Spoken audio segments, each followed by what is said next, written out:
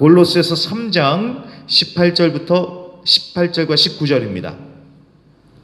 골로새서 3장 18절과 19절입니다. 신약성경 327페이지에 있습니다. 신약성경 327면 골로새서 3장 18절과 19절입니다. 찾으신 줄로 믿고 제가 봉독해 올리겠습니다. 아내들아 남편에게 복종하라. 이는 주 안에서 마땅하니라. 남편들아 아내를 사랑하며 괴롭게 하지 말라. 아멘 아멘. 자, 골로새서 29번째 시간입니다. 새 사람을 입은 남편과 아내라는 제목으로 오늘 말씀 증거하겠습니다.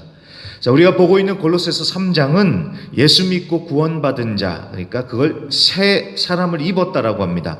그러니까 새 사람을 입은 자가 어떻게 살아야 하는지를 자세하게 알려주고 있습니다. 오늘도 마찬가지인데 오늘과 내일은 이제 새 사람을 입은 사람의 가정생활에 대해서 다루고 있습니다.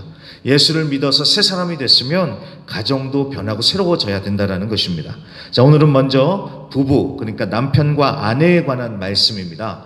18절을 보시면 아내들은 남편에게 복종하라고 합니다. 이것이 주 안에서 마땅한 것이다 라고 그렇게 말씀을 하죠.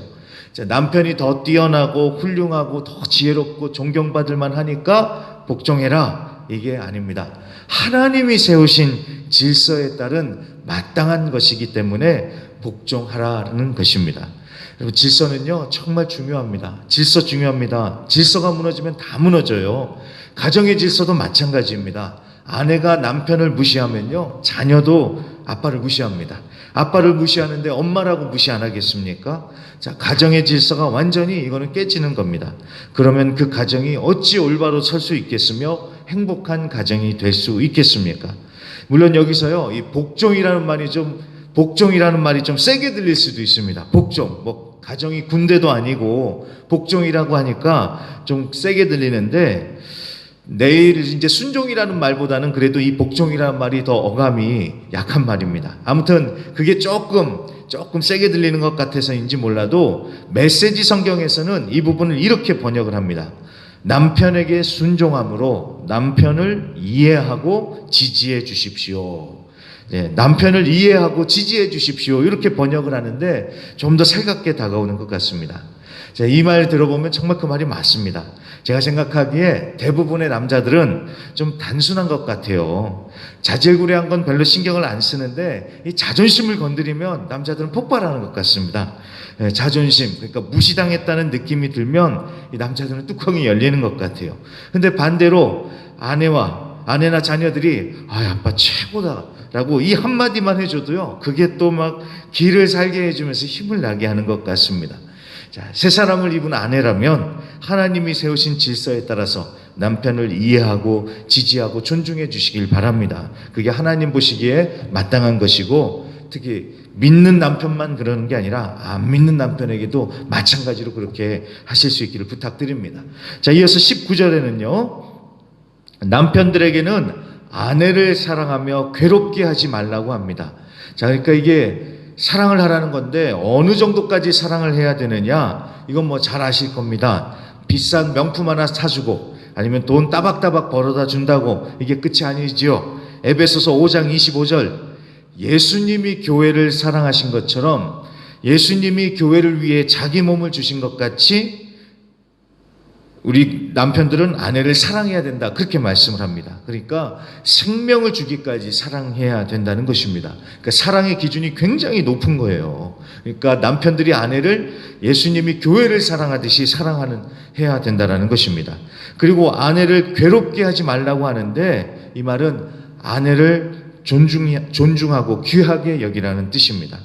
이 성경시대에는 더 심했지만 지금도요 부인을 물건 취급하면서 욕하고 때리는 남자들이 있습니다. 그거는 정말 못난 사람들이나 하는 짓입니다. 우리 뭐 다 알지요.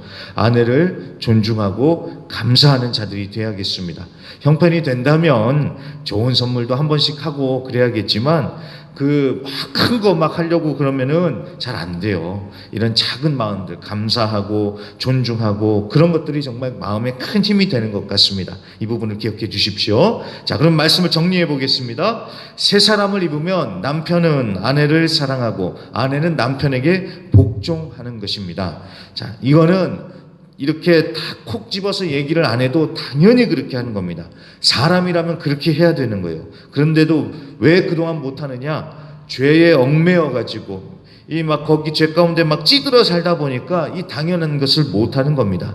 그래서 예수 믿어 새 사람이 되면서 이제야 바르게 사람답게 살면서 부부가 주 안에서 사랑하고 복종하며 하나가 되며 가정이 세워지는 것입니다.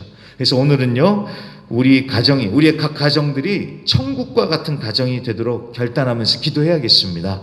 하나님, 새 사람을 입은 자로서 남편에게, 아내에게 복종하고 사랑하겠습니다. 이렇게 결단하시고 실천하시면서 주 안에서 믿음의 가정, 행복한 가정으로 세워지시는 그런 은혜가 있으시길 간절히 기도합니다. 네, 그럼요, 오늘 말씀을 기억하시면서 주여 한번 우리 힘차게 외치시고 각자 자유롭게 기도하다가 돌아가시겠습니다. 다 같이 주여 일창하시겠습니다. 주여!